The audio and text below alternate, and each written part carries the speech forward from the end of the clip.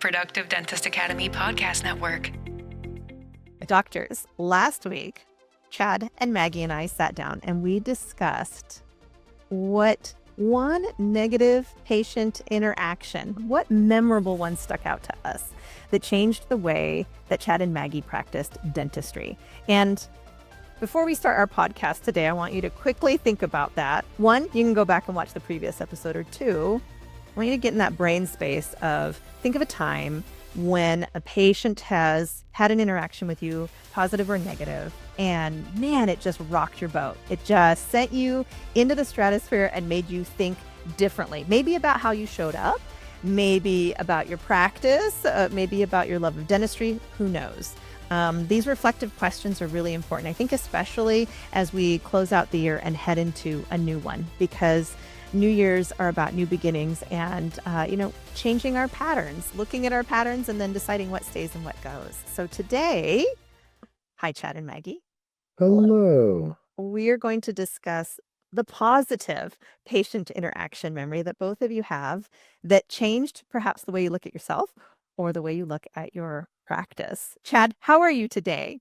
I'm doing great. I just worked this morning and we did 6 implants and then pulled a couple teeth, got her ready for... Did you use Yummy? Did not. No, this was in my Pleasant Hill office and just did a surgical guide, dropped them in. And that was a great 2.5 hour appointment and good money. And then came home for lunch with with Sarah, and Gabe is done with his finals for the week. So he had lunch with us and went out to the greenhouse for a minute or two to check on stuff and things. So I'll tell you what, I'm happy. I'm sound as a pound. Nice. Sound as a pound. I've never heard that, but I'll take that. That must be an Iowa thing. No, it's an Austin Powers reference. Oh, no. Sound as a pound. I'm sound as a pound, baby.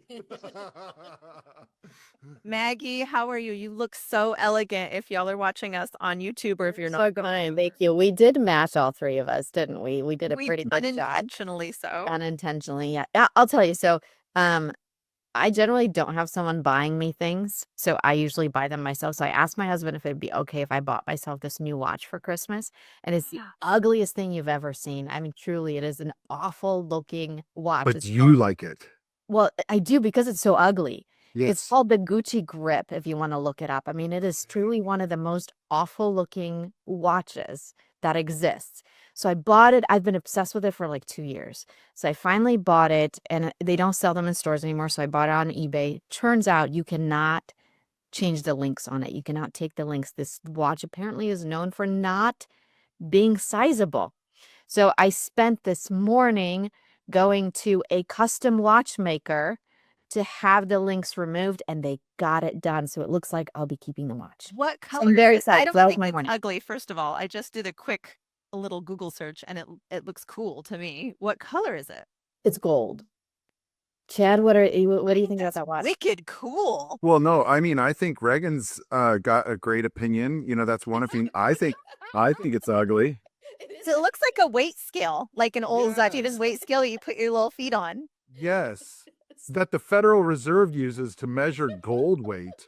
I mean, it's weirdly cool, but I mean, I'm not a watch guy, but like, I'm just like, if you wore it and you're like, what do you think? If you're happy, I'm cool with it. Whatever. I love it. I think it's very unique, and I think it's chic. I think if I saw that, it would make me pay attention, and I can immediately, you know why I like it? You can read the time on it. I don't care for watches, especially luxury watches, where I have no clue of what the actual time is, because to me, that's just, you're wearing a sculpture, which is fine, but I want it to have a little bit of function. So, okay, we're squirreling. Well, here we are. Dr. Maggie, do you have, out of 20 years, someone in your mind that you just go, that was, that I always go back to that as my happy place, as my model patient of reference for fun in a good conversation? You have a student come job shadow you, and they say, have you ever had one patient that's been extra pleasant or pleasurable for you? What would you say? At Productive Dentist Academy, we've helped thousands of private practice owners find the clarity inside their data and take control again, starting with a free 60-minute coaching session. Head over to investmentgradepractice.com right now before the next patient sits down to claim your free 60-minute coaching session. That's investmentgradepractice.com. I have a cop-out answer, and then as I was thinking of giving you that cop-out answer, actually somebody came through. And I'm not going to tell you his first name, but I'll tell you his last name. He's passed since. His name was Mr. Scariano, and he was my dental school patient. And I don't know why he just entered my mind now, because I'd been given a week to think about it, and I still was driving into the office. I could not think of that one patient until you started speaking. And the reason why Mr. Scariano, he gave me a bottle of wine for my dental school graduation that he made himself. Oh, wow. And then I kind of followed him a little bit. And I mean, it's been 20 years and he was like in his 80s. And then I did see that he'd passed. But the reason why it was really important for me to call out this particular interaction, this particular patient, is because he really trusted me. And I don't know why. Like, I was a dental student, right? Like, why would you trust this kid? But he did. He had tremendous respect for me, and he really trusted everything that I said, and he allowed me to take care of him. And so, and I did a fair amount of work on him also, which helped me satisfy my credits, or my many units. Mm-hmm. But he's the one, just this elderly, extraordinary, positive gentleman that just made me feel like I was important, like I was, like I mattered. My cop-out answer was going to be every patient. Right. Right. That's like the movie where like you're watching a murder mystery and all of a sudden the aliens end up killing the person. And I don't intend to have that be a cop-out answer, but it was a really difficult question to answer. It is. And I think within each patient interaction, it's, if you pay attention enough, that interaction, other than the one that I talked about on the last podcast with the lady that I told her to GTFO, every interaction can be the most significant interaction if you're looking for the right things within that interaction. I find it fascinating, Maggie, because, I've worked with you on your own brand, your practice brand. And to me, your biggest core value is making sure that people feel seen and making sure that they matter. And I think that's a really fascinating connection. Do you feel like this individual like gave you a firsthand experience of what it felt like to be seen?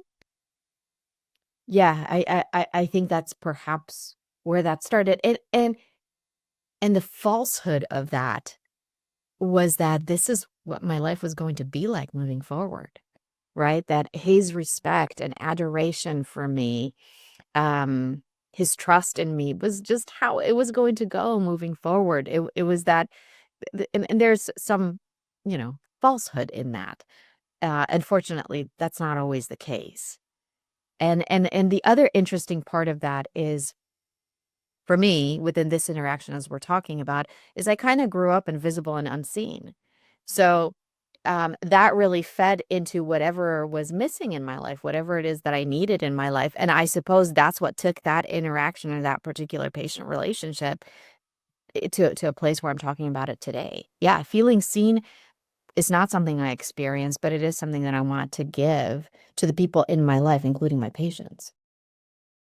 When I think about my own career, there have always been times, like strategic times, where clients will come in and they extend trust when I don't think trust is earned. And they extend that level of belief in you, even though, like for me, for example, it's like, I've never done anything like this before. I've never given a shot. Why would you believe me? And there's such a generosity in that I think it can kind of put us off kilter, not in a bad way, but just a surprising way. For me, it's made me curious. It's made me curious, but also encouraged. Chad, what are your thoughts when hearing Maggie speak to this and her one special patient? I had the same thing in mind at first with with thinking not all patients, but my thought was many patients. So I wasn't as generous as saying, like all of them, all 1 million of them have been wonderful.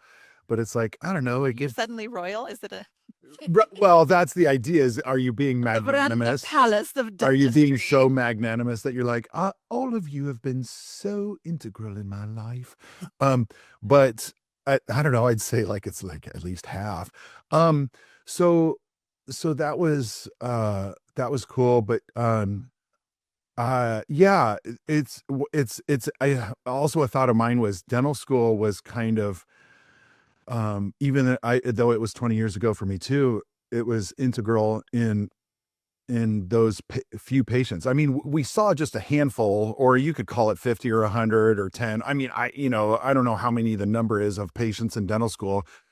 But when you think about it, like your first pros patient or your first crown or your first denture, and um, what's funny is there maybe it's unprofessional. I'm gonna say it because like it's a nice unprofessional, but I think of a guy that I did his denture in dental school, and he was really trusting of me and stuff.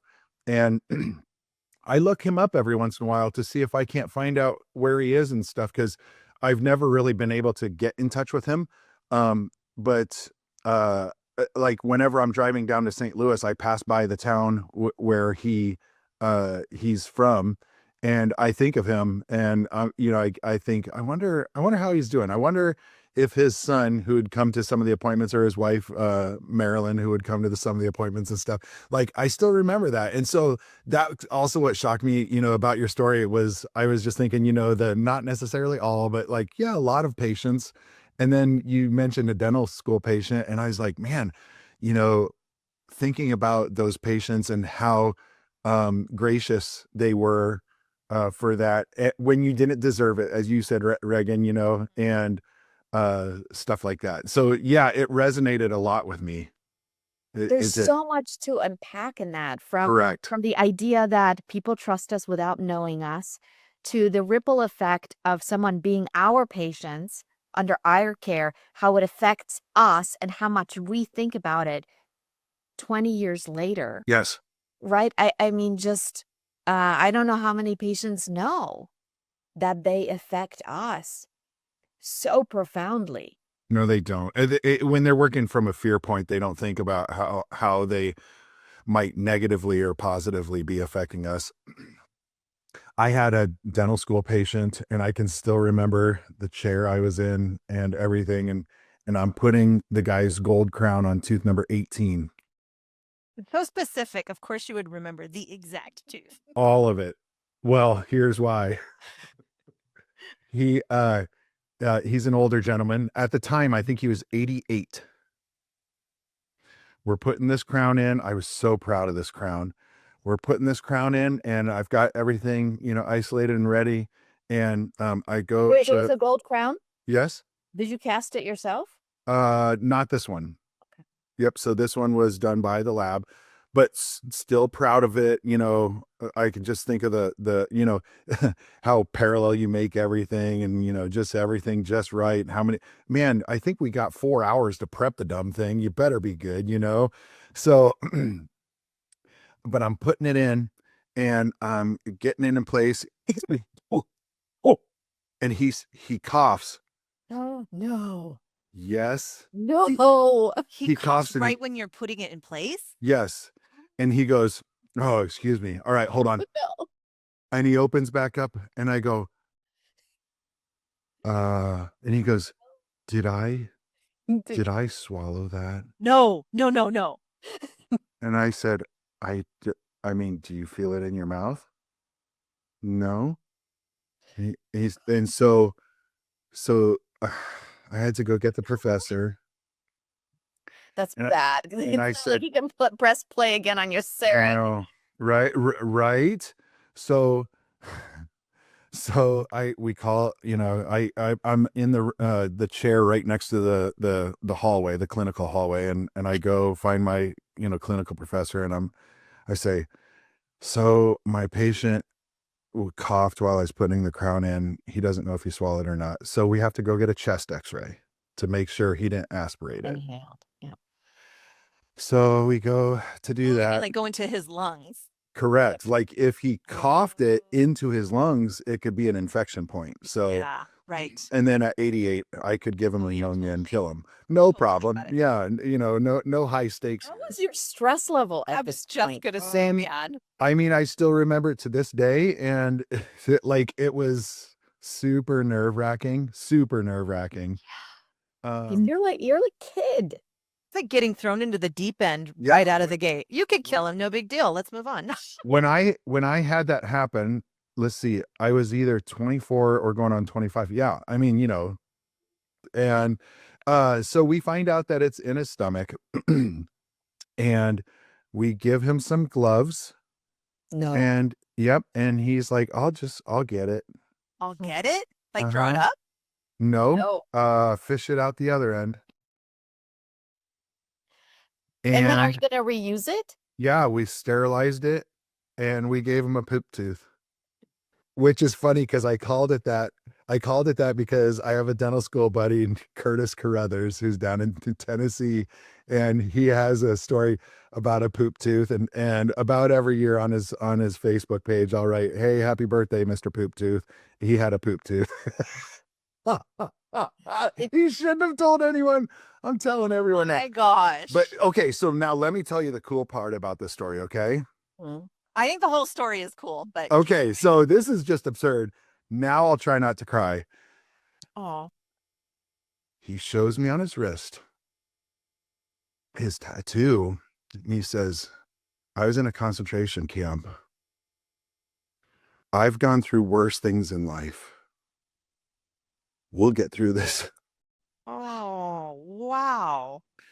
And this was really cool. I mean, like to think that he was a late teen when he was freed from a concentration camp.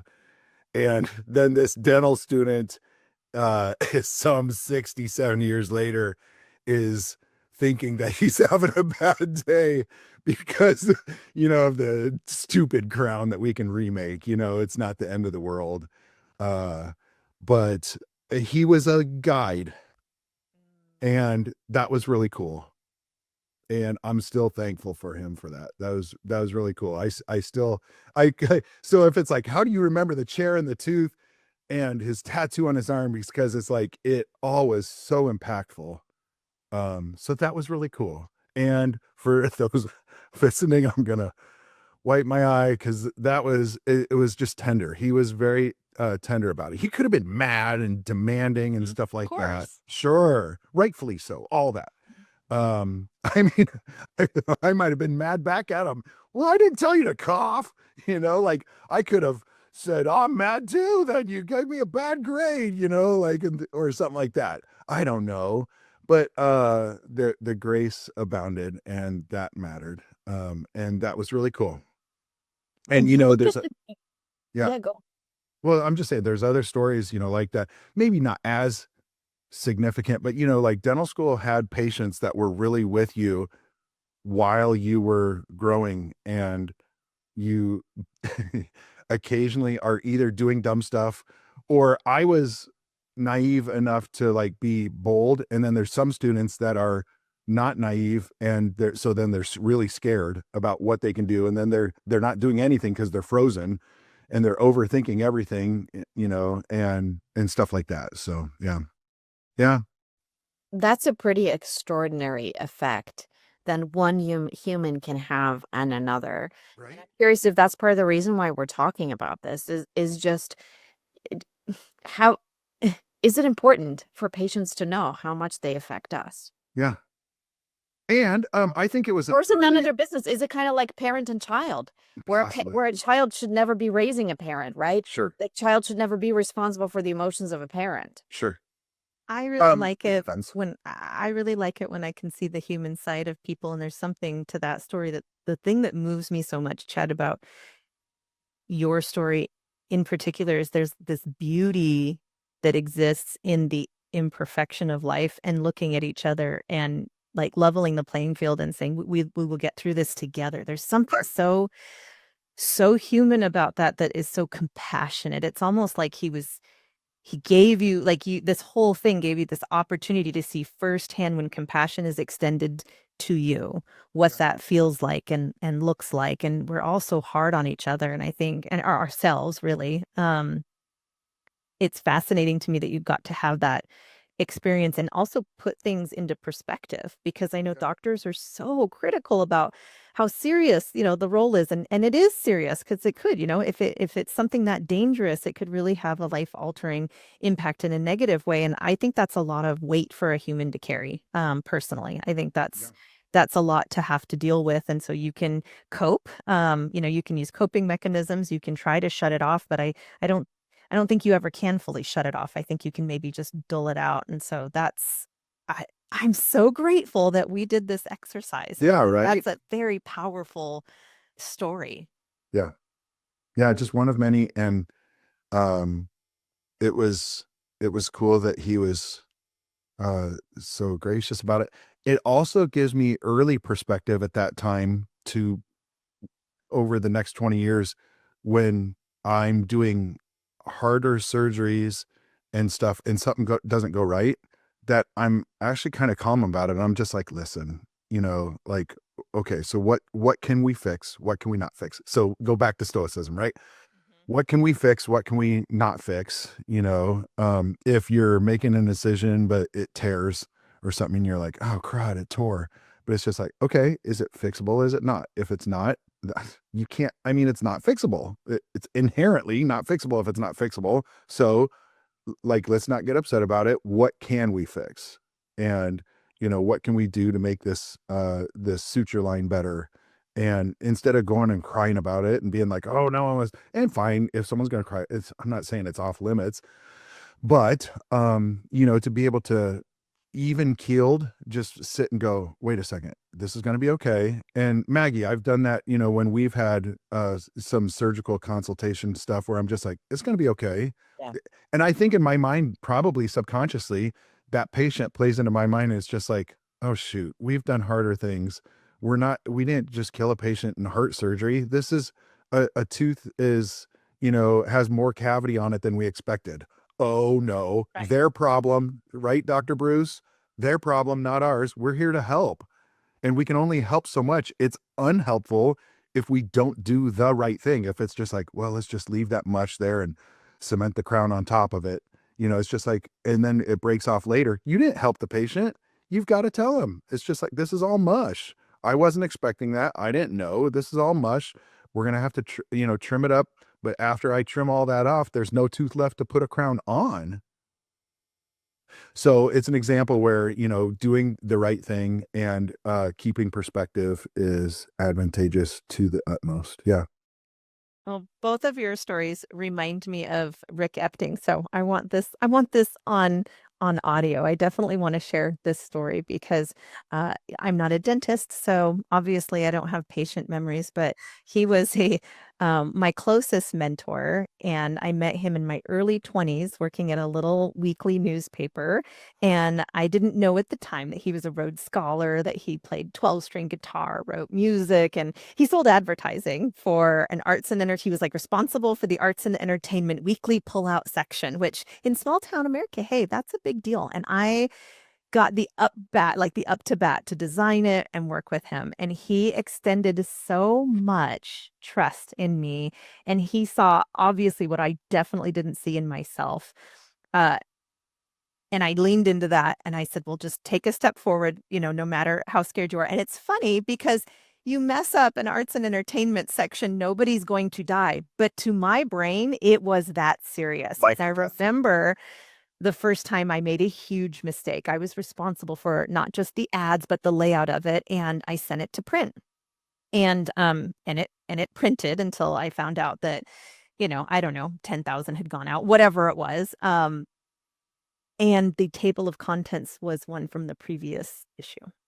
So the whole table of contents piece was completely jacked, and it went out. And you've got working in a newspaper is the most dynamic thing because it's almost like it's school in a different way. So you've got the print shop crew, you've got the prep crew, you've got the ad crew, the journalists who are very spicy quesos in and of themselves. You've got the administration piece. It's just all of these different things working together in friction. And I thought I just let everybody in this organization down. I've just let everybody down, and I felt so bad. And he came up to me and he goes, "Man, well, the worst that's going to happen is you're going to die."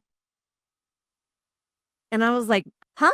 And he goes, "The worst that's going to happen is you're going to die." And it was such a pattern interrupt. Like, it just stopped me. And I was like, well, I had to think about it. And it was almost like when you're redirecting a horse, like you're so set on this track. And so it like broke me neurologically, and I had to think about it. And then I started to laugh about it. And then I realized, you know what? Nobody's going to care. Nobody's going to know in probably even a month or a year, definitely not 10 years down the line. And that his interactions with me and little things that he would say like that definitely changed how I show up today and how I handle, the situations that come up that didn't go as expected. And Did okay, he we're say here this now. face to face to you? Yes.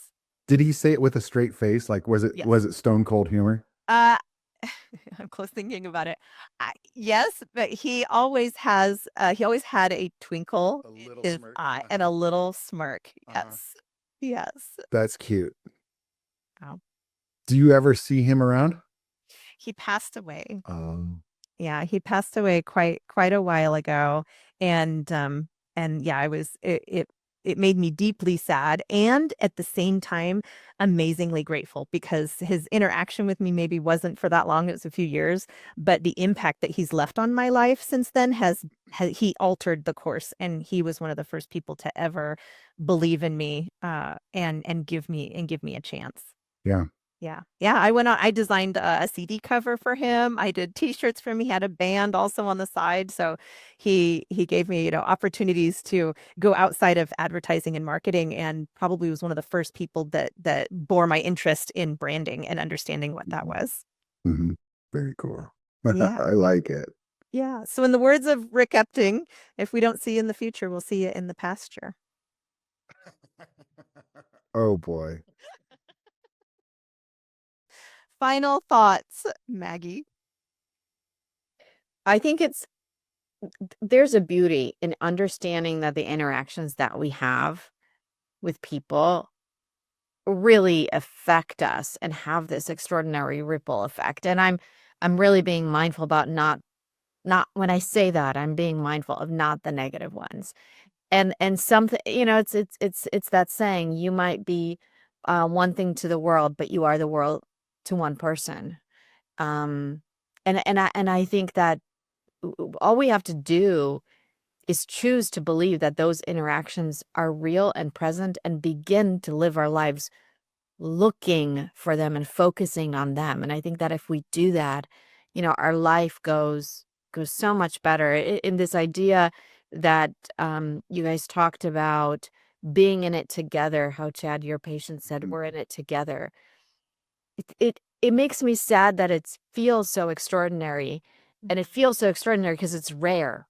Mm-hmm. Let's try not to make it so rare. I like that. Hmm.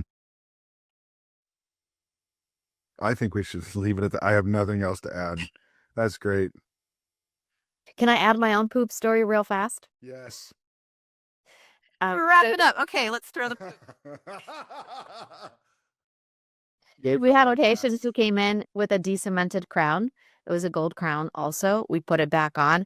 Next week, the wife came in and said, "Hey, did he tell you that he had fished it out of the other end?" And I thought that was kind of not a nice thing to say about anybody, like, what is the purpose of doing that other than to embarrass your significant other? But it's, people try to save money and all things like that. And I'm not saying that I wouldn't do that, but I'm also not saying that I would do that. But I just wish I would have known so we could have put it through the sterilizer, I suppose is what I'm trying to say. Fair enough. I mean, as if your mouth is some clean place in any, Right. Yeah. There's that. Tales from the other end of the drill. Yeah.